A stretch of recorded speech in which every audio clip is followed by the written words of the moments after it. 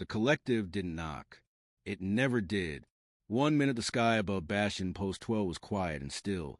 The next, a dull gray dropship slashed across the orange haze of atmosphere like a jagged blade tearing through silk. Inside the dim cockpit of the freighter Gravelark, Rix lounged with his feet on the main console, lazily gnawing on the end of a broken fiber optic cable. He waited for the next data burst from the black market parts net, hoping for something halfway decent this time. The collective ship dropped onto his private landing bay without a hail or warning. He didn't flinch at first. The ID ping marked it as a diplomatic courier, and that's when Rix's stomach tightened. Couriers didn't fly this far out. Not to Drylands. Not to him. He stood up slowly, fingers brushing the worn grip of the plasma revolver taped under the comms panel. This wasn't good. The airlock hissed open with a long, wheezing breath. From the shadows stepped a figure in rigid carbon armor, polished black with trim that glinted like frozen chrome. His helmet was tucked under one arm. Skin pale as bone, laced with shimmering circuit veins, he looked more synthetic than flesh.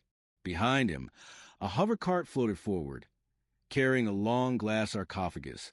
No, a stasis tank. Its corners were chipped.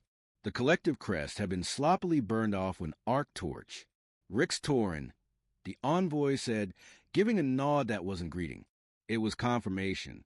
6 cycles back, you assisted an unauthorized collective transport. A high strategist was on board. We remember. Rix crossed his arms. I wasn't looking to be remembered. You won't get a medal, the envoy replied. The tank rotated in midair with a soft hiss, presenting its contents. Inside floated a woman, humanoid, suspended in viscous blue fluid. Her skin was a muted violet, body wrapped in plated exoshells etched with gold, most of them cracked and sparking. One eye twitched faintly. Her limbs jerked in uneven spasms, like someone halfway through a bad dream. This is Lisa, the envoy continued. She failed her purpose. Under Code 87, non-functional assets are to be recycled. However, unique cases warrant discretionary resolution. You're handing me a body? Rix asked, stepping closer despite himself. Not a body, a possession. Use it, destroy it, study it. It's no longer ours. Rix's jaw clenched. Take that thing off my pad. She is yours now, the envoy replied, cold and final. Leave her, and her classification is confirmed. Rix stared at the tank. A narrow scar ran from her right temple down past her cheek, too precise for battle, likely surgical. She'd been reprogrammed, and then discarded. The envoy smirked, a flicker of smugness in his otherwise robotic face, then turned and walked out. The dropship's engines lit before its ramp even finished closing. A roar, the stink of scorched rad fuel, then silence. Only the hum of Gravelark's aging systems and the flickering pulse of the tank's cracked display remained. He should scrap it, sell the tech, strip the stabilizers, dump the rest. That would have been the smart call. The old Rix would have done that in a second, but he wasn't that man anymore. Not since Naila bled out in his arms while the collective marched past her body like it was just another shattered panel. Not since the cause that once drove him burned to ash. He stepped forward and triggered the manual override. Blue gel drained out in steady streams. The tank opened with a pop and hiss. Lisa dropped lightly onto the padded tray, breath shallow, unconscious. Vital signs blinked red and orange, unstable. Neural spikes all over the place. Half her language systems were fried. Cybernetic nodes had been wired to fail. She was never meant to wake up. Rix picked her up carefully. She was light, but heavy where the steel met bone. Her skin was cool, damp with cryo residue. The freighter wasn't meant for passengers, especially ones dumped in pieces. It was old, Earth-made, patched more times than he could count. The hallways smelled like burnt insulation, stale caffeine, and ion glue.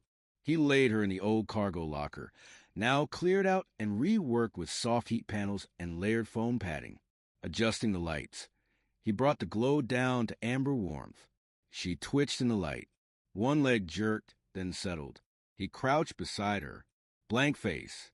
But something beneath that stillness, tension maybe, will. He removed the neural clamp behind her ear. It snapped free with barely any effort. Sabotage. Deliberate. Then her lips moved. Velis, Delta 40, she whispered, not fully awake, maybe not even aware. A code. A place. A trigger. Rick stared at her scar again. It didn't match standard collective ports. Something custom. Something dirty. A chill ran up his spine. He stood, scanned her again, and set the console to alert him if she woke or panicked. As he stepped out, he rubbed a faint burn mark on his wrist. The one he got rerouting power for Nyla's med station. He'd been too late then. Not again, he muttered. The door sealed shut. Inside, Lisa lay still. Oxygen flowed softly through the vents, wrapping her in breathable warmth. The scent was real, not sterile, not machine clean. Her eyes opened just slightly. Not from clarity, but confusion. No pain. No control voices. No command streams injecting tasks into her skull. Just silence. Light. Someone had carried her. Left her uncovered. She closed her eyes again. Not in fear. Almost like disbelief. If this was another simulation, she wasn't ready. But maybe, just maybe, this time wouldn't be the same. In the quiet room Rix had repurposed as a makeshift berth, she stirred under the old spacer blanket he'd tossed over her. Her breathing was shallow. Her limbs twitched, the biometal graphs misfiring in confused pulses. They didn't feel like hers. She opened her eyes again, wincing. Even the soft lighting stung. This wasn't a collective med cell. No overhead trackers, no injection rails. Just old metal, dented walls, and the distant hum of a worn-out ship. She tried sitting up. Pain bloomed in her side. A shadow crossed the doorway. It opened with a hiss. Rick stepped inside, holding a dented cup. He paused when he saw her awake. He approached, slowly, like he knew speed could break things. "Water," he said, kneeling beside her. His voice was rough, but not unkind. "Didn't know what your system could handle. It's room temp." She didn't take it. "I'm not here to harm you," he added. "Not asking you to trust me. Just want you to heal." Her fingers twitched. "Who are you?" she rasped. "Rix," he said simply. "Just Rix." She studied him. Human, probably mid-30s. Worn down but alert. Hands rough, shirt stained, an old burn curling around his wrist. "The ship is yours." "Yeah, grave lark. Mine since the outer rim were ended." She swallowed. "Why? Why bring me here?" He sighed. "They dumped you, like spare parts. I couldn't leave you." Her gaze flicked to the ceiling. "No surveillance," he said. "Stripped their tracker core. You're off-grid." That word landed hard. Offline. To a collective forge soldier, that wasn't safety. It was exile. It meant deletion. "I was supposed to be decommissioned," she muttered. "They called you defective," he said. Said it like it was a gift, like they were giving me a busted drone, and pretending it was gratitude. She lowered her gaze to her hands. Fingers nicked, scorched, plating warped along the edges like metal left too long in fire. Fragments sparked behind her eyes. Blinding surgical lights. Voices filtered through static, male, emotionless. Unit protocol, eras incomplete. Directive status revoked. Subject moved to the scarred tier. Then nothing. Just a flash of mud under her knees, blood smeared across her palms, the hiss of energy rounds cutting the sky, the smell of ozone and bone ash. Gone before she could catch it. She flinched. Rix noticed. "Pain?" he asked, voice low. "Yes," she murmured. "Where?" She hesitated. "Everywhere." He nodded like he'd known that kind of pain. "I've started patching your neural interface," he said, standing. "It's ugly work. Nothing close to collective spec, but it'll stabilize for now. You'll probably feel go signals. Lag. Memory drops." "I already do," she replied. "Yeah, I figured." Her eyes didn't leave him. "Why are you helping me?" Rix looked away. For a moment, she thought he wouldn't answer. Then, "Because someone else needed me, and I failed them." She blinked but said nothing. He reached toward the light panel, dimming it further. A warm dusk-like hue spread across the room. "I don't want gratitude," he added. You don't owe me a damn thing. If you want me gone, just say it. But I'm not going to let them write the ending for you. Not while I'm still here. The words settled between them like dust. She reached, awkward and shaking, for the cup he'd left beside her.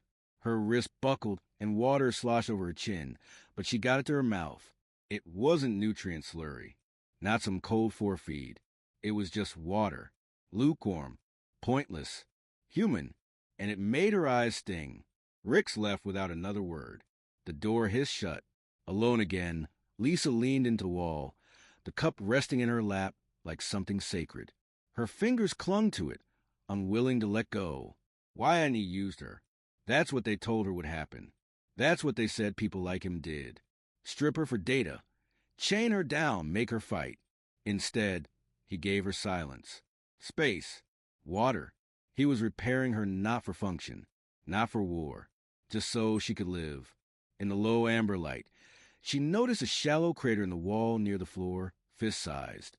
Not new, a mark left behind by someone angry or grieving. It made this place feel less like a machine and more like a person. She pulled the blanket up around her shoulders, muscles groaning, wires twitching, and somewhere deep beneath the damage, a thought echoed. If this isn't punishment, what is it? There was no answer, only warmth, only quiet, only the sound of a ship still breathing in the dark.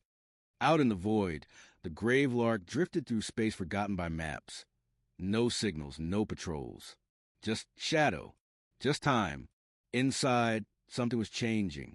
Rix glanced up from his workbench when the sensor chimed. Just a soft pulse, motion in the rear berth. He checked the readout. Lisa was awake.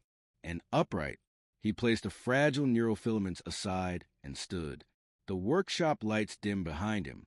There was no panic in his pace, just the understanding that something important was happening, and that it wasn't his to rush.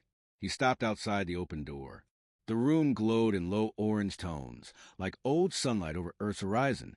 He'd adjusted the temperature again, warm enough for muscle tension, cool enough to keep her cybernetics from overheating. Inside, Lisa sat on the edge of the cot, drenched in sweat. Her breathing was ragged but steady. Her dark hair clung to her face in tangled clumps. One hand gripped the cot frame. The other hovered midair, uncertain. She hadn't seen him yet. He stayed silent. She inhaled, braced, then stood. It wasn't graceful. One leg locked too early. The other nearly collapsed. Servos sputtered. Circuits misfired. But she was standing. Step 1, a shuffle. Step 2, a lurch with metallic pop from her right knee. Step 3, a tremble that nearly toppled her. She caught herself on a wall brace, knuckles whitening. Step 4, cleaner. Step 5, freer. Then her knees buckled. Rix moved, but not fast enough. She hit the ground, palms slapping cold metal. Her forehead dipped low, almost touching the floor. "Don't," she gasped. "I wasn't going to," he said. He knelt nearby, close but not touching. "I had it," she whispered, pain raw in her throat. "I know. It wasn't for you. It wasn't supposed to be. I get it." Her breathing steadied as she leaned back against the wall, eyes locked on his, sharp even through the agony. "Then why are you here?" Rick shrugged slightly. "Maybe I want to see you win." Something flickered across her face. A twitch of a smile, maybe. It didn't last. "You people," she muttered. "Someone stands once, and you call a miracle." "No," he said. "You took 5 steps after being thrown out like trash. That's not a miracle. That's you." Her eyes dropped. "I hurt," she admitted. "I'd be worried if you didn't." She exhaled, low and uneven. Her limbs spasmed, nerves still misfiring. But she'd moved. Rix reached into his coat and slid a canister of water across the floor toward her. "It's not collective grade," he said, "but it's real." She had the canister. Then him. Finally, she took it. Unsteady grip. Shaky hands. She drank. It didn't taste like anything she'd known before. Just clean. Just water. Wiping her mouth with the back of her hand, she studied him. "Why are you really doing this?" He didn't answer right away. Looked at his hands instead. scarred, grease-stained, years of work etched into every line. Then he met her eyes. Because once, I didn't, and they died. The quiet that followed wasn't empty. It held weight. You don't know who I am, she said. Not yet. If you did, you'd probably turn me in. Maybe, but I don't think so. I was a weapon, she said, built to follow, built to kill. Then they failed, he replied. She blinked. Why? Because you're still trying to be something else. She let the canister roll from her hand. Her fingers curled loosely in her lap.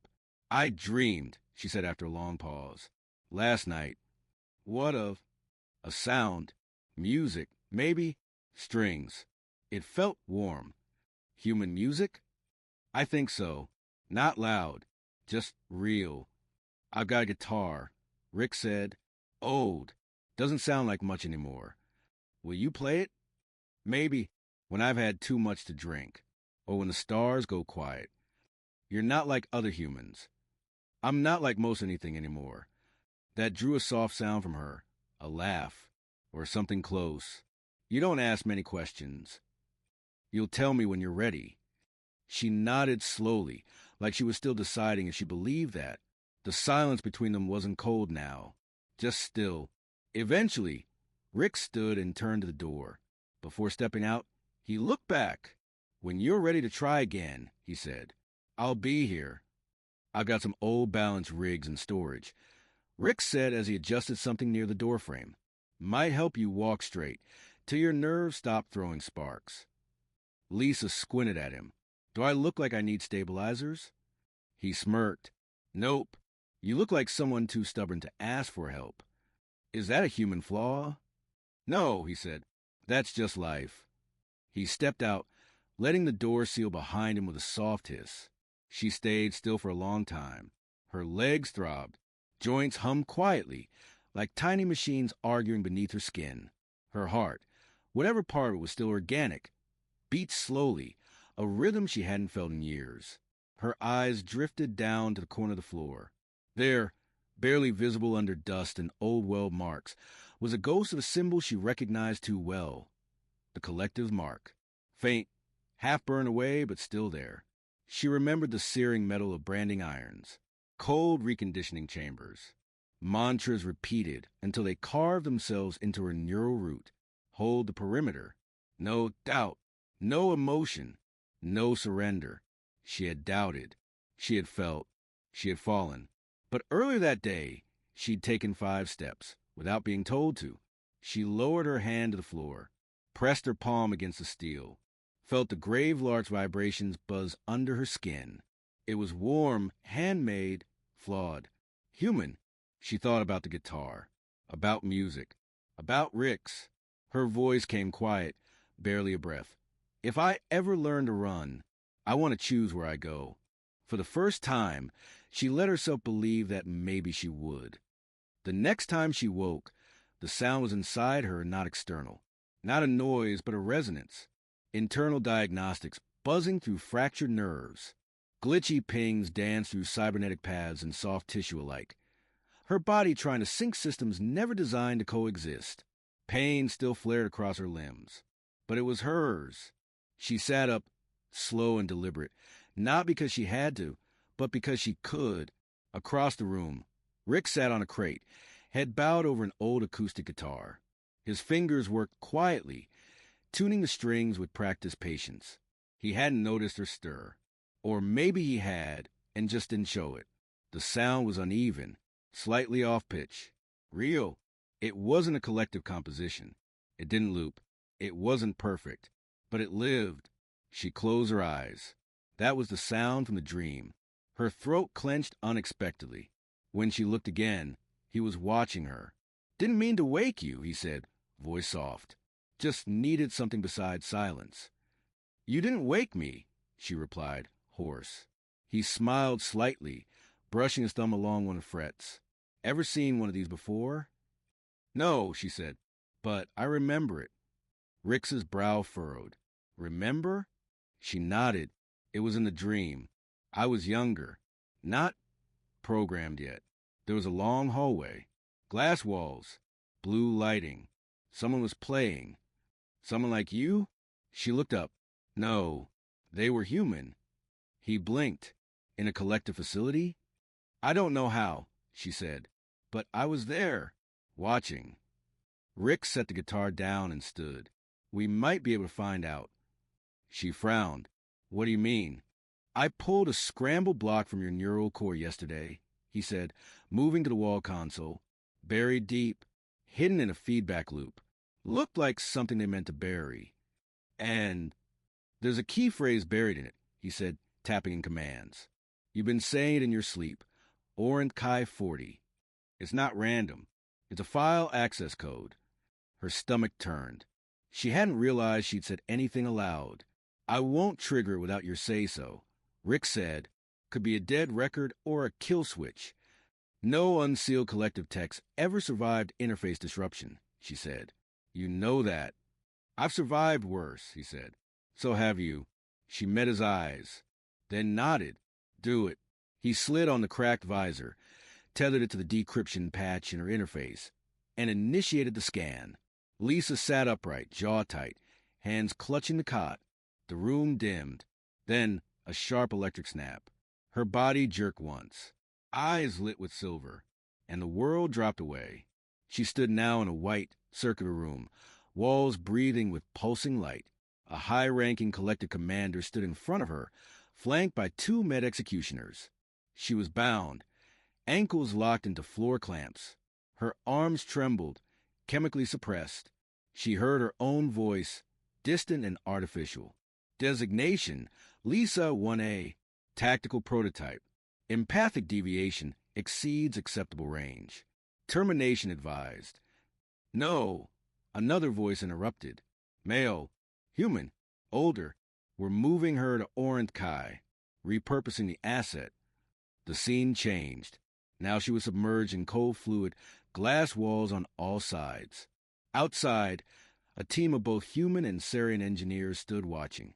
Project Orient Chi, cross-species cognitive graph trials. Her heart pounded. She was an experiment, a bridge, the dream, the music, the man.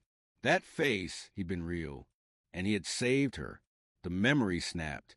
Her body reeled back into the present, shaking hard. Rick steadied her shoulders as she leaned forward, gasping. They didn't erase me because I failed, she said. They erased me because I remembered, because I felt. He didn't speak. They tried to build something new, a soldier who could adapt, feel, understand. She looked at him, and I worked. That made me dangerous. You were a miracle, Rick said quietly, and they didn't know what to do with that. They did, she whispered. They tried to kill it. He stepped back, letting her breathe. I think someone wanted you to survive, he said. That human, he could have let them shut you down. But he didn't.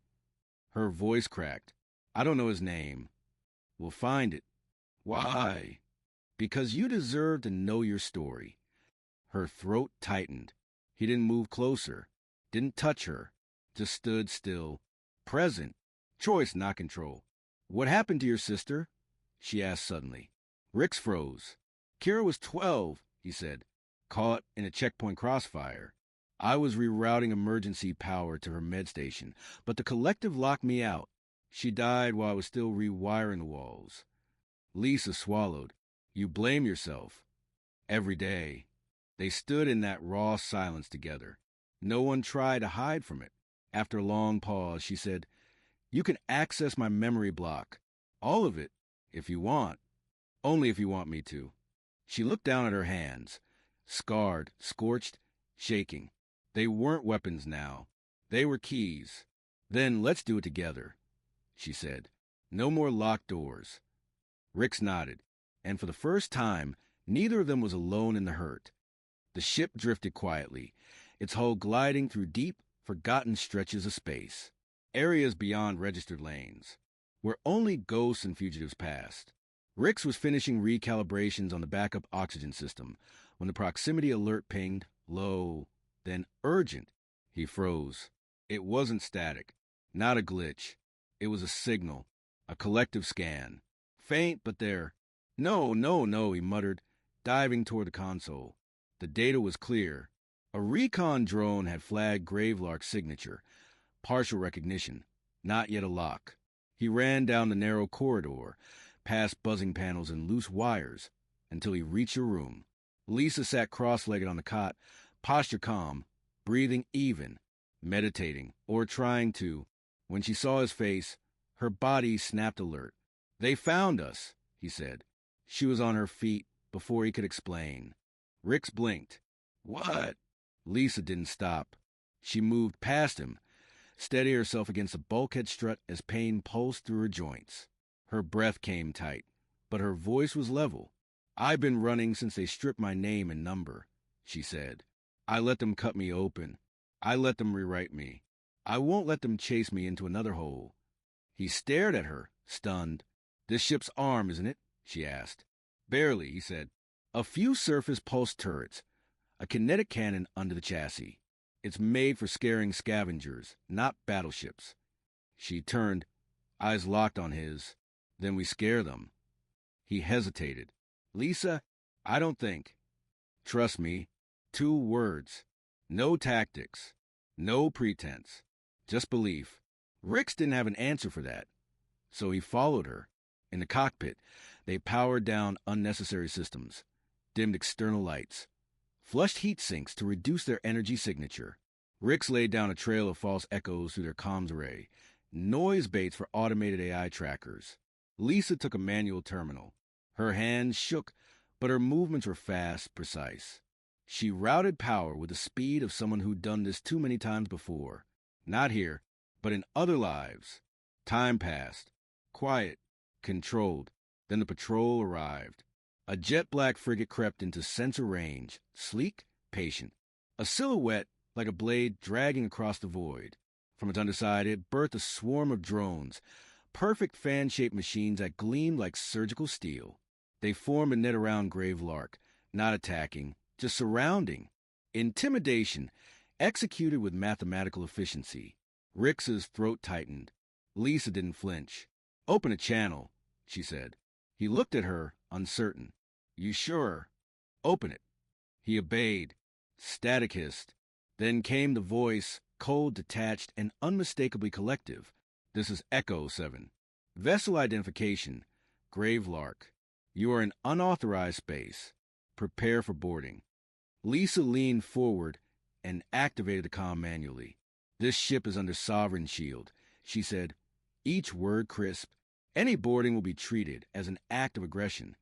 There was a pause. "Identify." She reached to her neck, detached the signal dampener embedded at her spinal base, and spoke like someone unsealing a vault. "Designation, Lisa 1A, Collective Vanguard Unit. Status, decommissioned. No confirmed termination order on record, which means by law I still exist." The silence that followed was thick. Rix leaned in. "You're bluffing." "They won't." "They will," she whispered. "Unless their logic core stalls. I'm still flagged as unresolved." On cue, the lead drone froze. There was a delay, then withdrawal. The drones folded in perfect sync, retreating back into the hull of the frigate. Then the vessel itself pulled away. No words, no shots fired, only silence. They were alone again. "You talked down a collective patrol," Rix said, stunned. "I didn't talk them down," she said. "I spoke a name they still remember." He turned to her and saw something new in her face. Not pride, not relief. Something gentler, something exposed. "They were supposed to bury me," she said quietly. "You gave me somewhere to exist." He didn't answer. Her eyes searched his. The panic was still there, but it wasn't running the show anymore. "I don't know how to thank you." "You don't need to." "I want to." Her hand lifted, slow, uncertain. Shaking fingers brushed his cheek. He didn't pull back, didn't speak. He simply breathed. Then she leaned in. It wasn't desperate. It wasn't rushed. It was a beginning. When they finally pulled apart, Rix rested his forehead against hers. "You're not broken," he whispered. She smiled faintly. "No, just unfinished." He chuckled. "Aren't we all?" The ship drifted on, alone in the dark. But this time, they were choosing the direction. The warning came without sound. It arrived like pressure in the bones, deep and subtle, as if gravity had tilted. Lisa froze mid-step, hand to the wall. Rix. He was already coming down the corridor, wiping grease off his hands. I felt it too. Energy shift. Sharp. Her eyes glowed faintly, gold streaked with static. It came from me. Together, they rushed to the cockpit. She moved slowly, barefoot, body still a battleground of competing commands. Every step was a negotiation between memory and control. Rix dropped into the pilot's chair, pulling up diagnostics. His face darkened. You're broadcasting. What? Something inside you, your neural core. It's pinging collective relay bands. I didn't trigger anything. I know. It's not on purpose. It's automatic, like a heartbeat. They watched the data scroll past. Code, glyphs, static, then a phrase. Orient Chi 40. Her voice dropped. I heard it, just now, like it was alive. This isn't a memory, Rick said, scanning. This is a response. You said the phrase, and the system thinks it found the signal. He traced the call, Tier 1 encryption, Black Archive classification, Dominion grade. You've been flagged, he said, and not like before. What do you mean? That last patrol backed off because you were labeled sensitive, unresolved tech. But this, he turned the display to her, retrieval priority, Orient KI status, containment breach command, class black reclamation or elimination. They don't think you're broken anymore, she said slowly. They think I'm contagious. Rix nodded grimly. One prototype wakes up, rewrites herself. What if others could too? Lisa went quiet. They're not sending scouts this time, she said. They're sending exterminators. She turned to the viewport, stared into the void. And they're not coming to fix me. They're coming to erase me. Rix's hands curled into fists. Then we erased them first. The console chimed, an incoming transmission. They froze. No tremor. No weapons fire. Just red light flooding the cockpit. A Dominion sigil flickered across the screen, glitching, crystal-edged. Then the voice came. Not human. Not AI. Something colder. Directive 7 Row. Experimental Unit Lisa. 1A has reactivated Orient Chi protocol without authorization. Signal confirmed. Neural core active. Autonomy exceeds acceptable parameters. Rix instinctively reached for her hand. Reclamation is mandatory. Reintegration or destruction authorized. This broadcast is your only warning. Resistance will nullify organic classification. Then silence. The light died. The console went black. They just call me property, Lisa said, voice hollow. No, Rix answered. They called you a tool that got out of the box. He stood, pacing. They're not trying to erase your code. They're trying to erase the idea that you could escape. She turned to him. Then I have to be the one who proves them wrong. That night, Grave Lark veered from its drift. Lisa keyed in the new destination herself. Shaky fingers, but steady intent. They're heading. A broken relay station buried in collective records. Echo Vault Theta. A graveyard where Orient Chi had once lived. Rick stood nearby. He didn't interrupt her when her hands trembled. He just stayed. Rix didn't offer his hand when she stopped to catch herself. He didn't need to. She wasn't looking for help. She was looking for control. And for the first time since her body had been formed in a vat of Dominion alloy and ambition, she finally had it. When she finished keying in the coordinates, she looked up at him. I want you to come with me, she said, voice quiet. He nodded. Of course. No, she said, firmer this time. Not out of guilt. Not because you feel responsible. I need you with me because I need you, and I don't want to face this alone. He didn't reply with words. He crossed the space between them, cupped her face gently in his callous hands, and kissed her, deep and deliberate, the kind of kiss that promised nothing would be left unsaid. When they finally pulled back, he rested his forehead against hers. You're not alone, he whispered. You never were. That night, while Rix recalibrated the reactor stabilizers, Lisa stood at the viewport. She was sore. Her legs ached.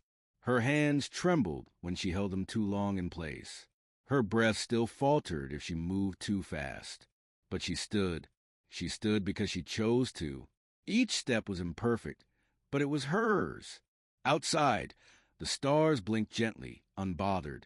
One of them, just days away now, would become a battlefield, not for territory or conquest, but for something smaller, something harder, a soul, her own, and she wasn't afraid. Not anymore. Echo Vault, Theta wasn't stationed anymore. It was a wound. What once had been a buried installation carved into a drifting planetoid was now a jagged skeleton of blackened solar panels and twisted steel ribs. Towers jutted from the crust like broken teeth. Dead dishes pointed into nothing, still listening for orders that would never come. The grave lark descended slowly. Interference crackled through the ship's sensors. Faint pulses of decayed data, glitch echoes of a program that had long since stopped obeying. Behind Rix, Lisa stood still, watching the broken structure grow larger. Her fingers shook, but her breath didn't. She looked ready. Docking clamps hissed. Landing sequence locked. They stood together in the airlock. Rix tightened his gauntlet straps. Lisa leaned against the wall, legs tense but steady. He looked at her. One last chance to walk away. She met his eyes. There's no way left for me, only forward. That's where I exist now. He nodded and pulled the lever. The door slid open. The first thing they noticed was the stillness. No systems online. No ambient light. Just a stale scent of oxidized circuits and char.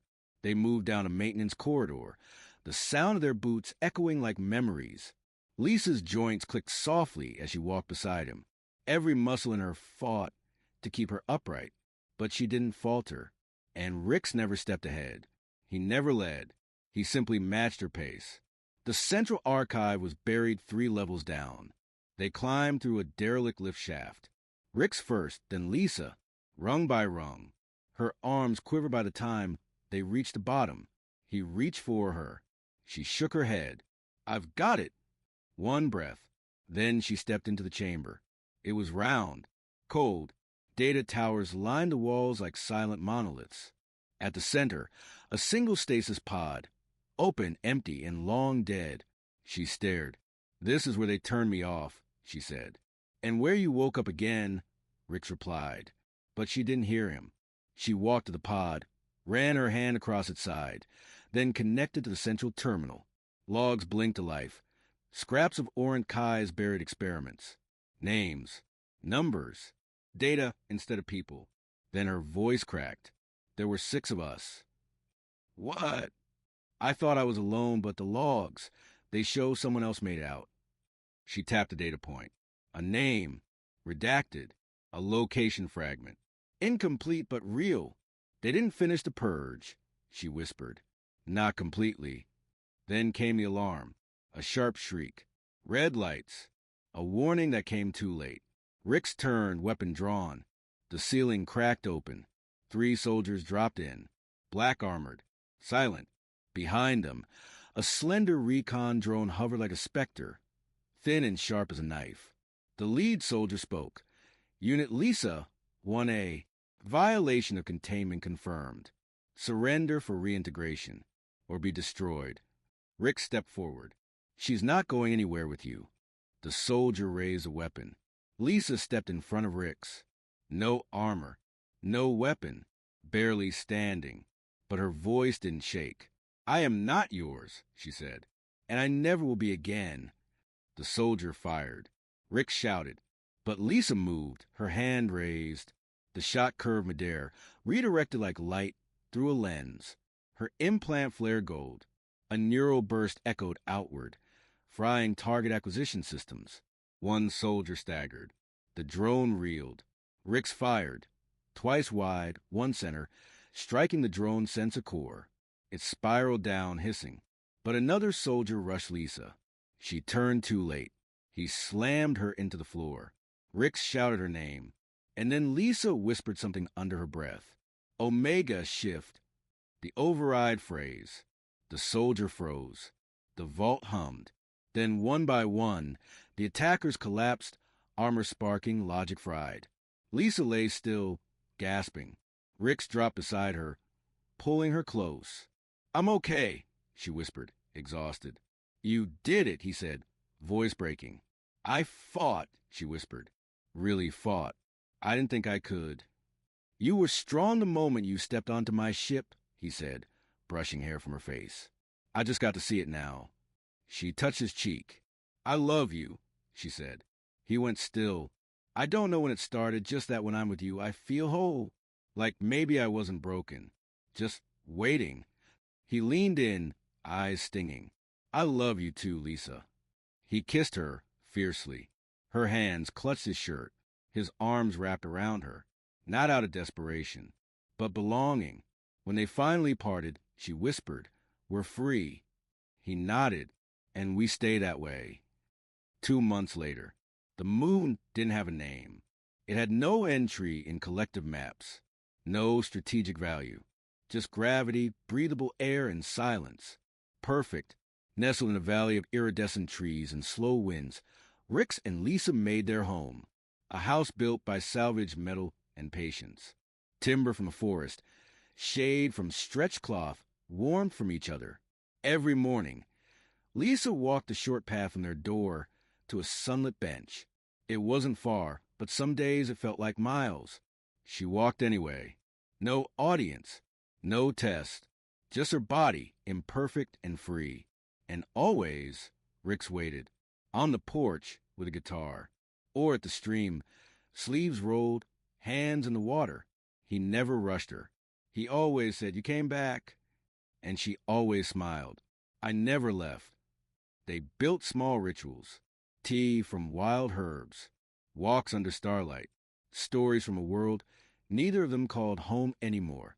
Her fingers still twitched, sometimes, but when he held her hand, she no longer flinched. And when she woke from dreams of cold rooms and commands, Rix held her.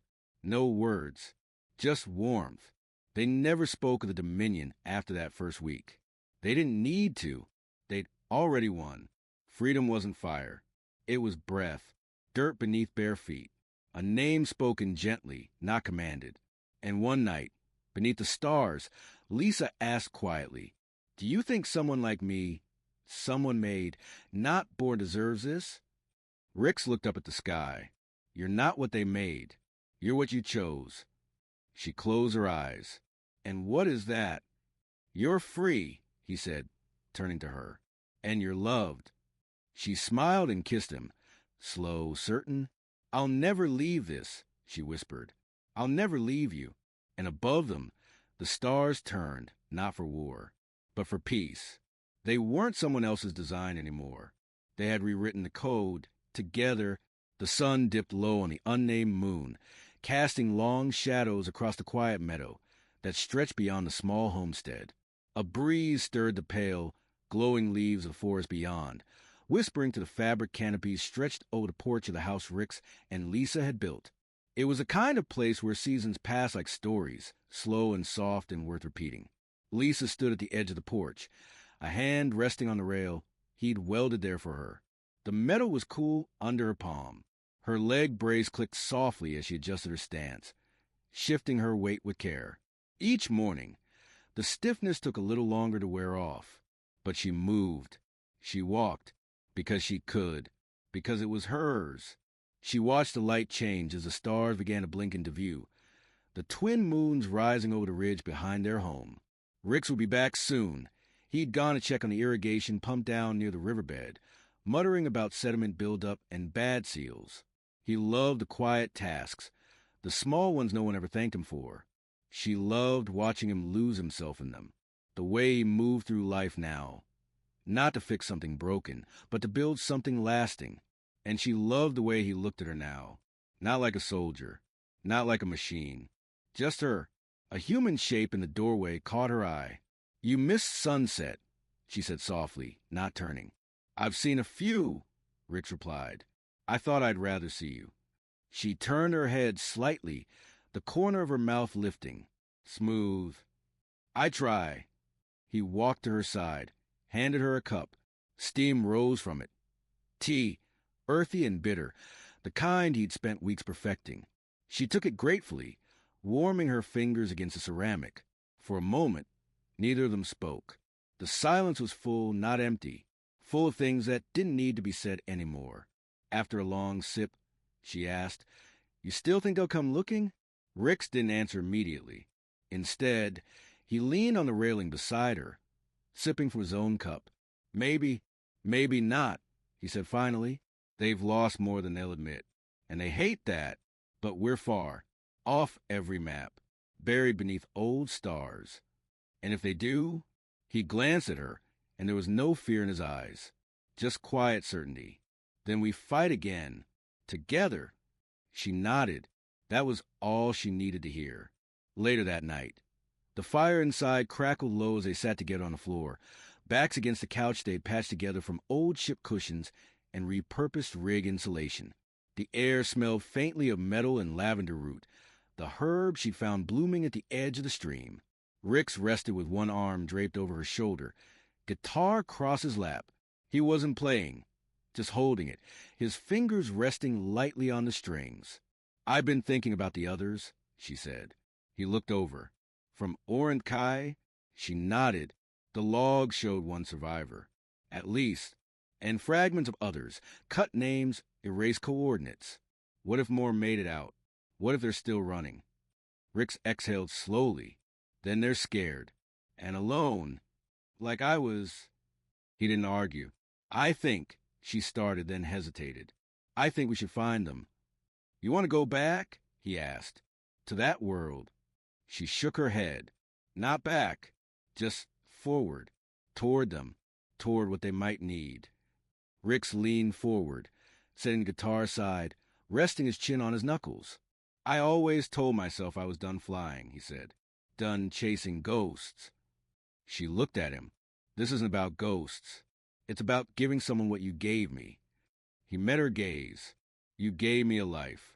I think I want to give that back. To someone else who doesn't know they're allowed to live." Rick smiled slowly, a tired smile, but a real one. "You're sure?"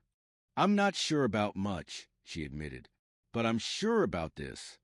They didn't decide that night, not officially, but something shifted in the space between them, a kind of gravity drawing their next steps into place. It took them weeks to prepare. Rix upgraded the Gravelark's shielding, stripping the old scout vessel for spare parts he'd buried near the cliffs. Lisa restructured her interface code, refining the neural links that once governed her obedience and now served only her will. They kept the house, built more permanent structures around it. A greenhouse frame, a solar collector array, a gravity anchor under the storage shed. The place wasn't a hideout anymore. It was a home, and they weren't running from anything. They were preparing to return. When the new NAV map flickered to life across the ship's console, Rix looked at the series of linked dead sectors and blank designations. All of them old, all scrubbed from public dominion logs. "That's our trail?" he asked. Lisa nodded. "That's where the echoes lead." "What if it's a trap?" "Then we teach them what happens when they corner someone who doesn't break." He stared at her, not with concern, but with something close to awe. "You're not afraid?" "I'm always a little afraid," she said. "But fear's not the same thing as surrender." He looked at her for a long moment, then nodded, and together they plotted the jump. The first signal came from a derelict shipyard orbiting a fractured planet whose name had long since eroded into dust. A faint ping, old encryption, a broken line of code that matched Orant Kai's final batch. They followed it. The trail led them to forgotten listening posts, to ruined facilities buried in asteroids, to silent orbital husks littered with skeletons of projects too dangerous to finish and too powerful to abandon. And each time they found pieces, logs, memories, sometimes just a name, sometimes more. Eventually, they found her. Designation, Kira 3C. Status, missing. Function, adaptive defense and ethics override evaluation. She had no memory of her past, but she remembered pain. And when she met Lisa, her first question was not, "What are you?" but, "Why didn't they finish me?" And Lisa's answer was simple. "Because you weren't theirs to finish." They brought her home. And after that, more came. one by one, not always alive, not always whole, but pieces of what Orient Kai had been, scattered across the stars like seeds waiting for sunlight. And Lisa gave them that light, not as a leader, not as a commander, but as someone who had once been thrown away and refused to stay broken. Years passed. Quietly, honestly. The grave lark didn't always fly. Sometimes it rested. Sometimes, so did they. The small home on the nameless moon grew into a sanctuary, a place where no one asked for rank, no one demanded function, a place where even the wind was gentle. Rix taught music to those whose fingers still trembled. Lisa taught silence to those who only knew commands. They buried their dead with names, not designations, and they planted trees for every loss. One day, Lisa stood beside the old stream, her brace still clicking softly. The trees bent above her, their leaves glistening in the morning light. Rick sat behind her, sketching circuits into a new interface model. She turned to him. "We were never just survivors," she said. "No," he agreed. "We were beginnings." She knelt beside him, pressing her forehead to his. "Let's keep building." His arms wrapped around her, grounding her. "We already are." And above them, the sky stayed quiet. Not because no one was looking, but because no one could take back what they had claimed for themselves. Freedom, family, future, no longer machines. Not quite rebels, just people. Together, alive,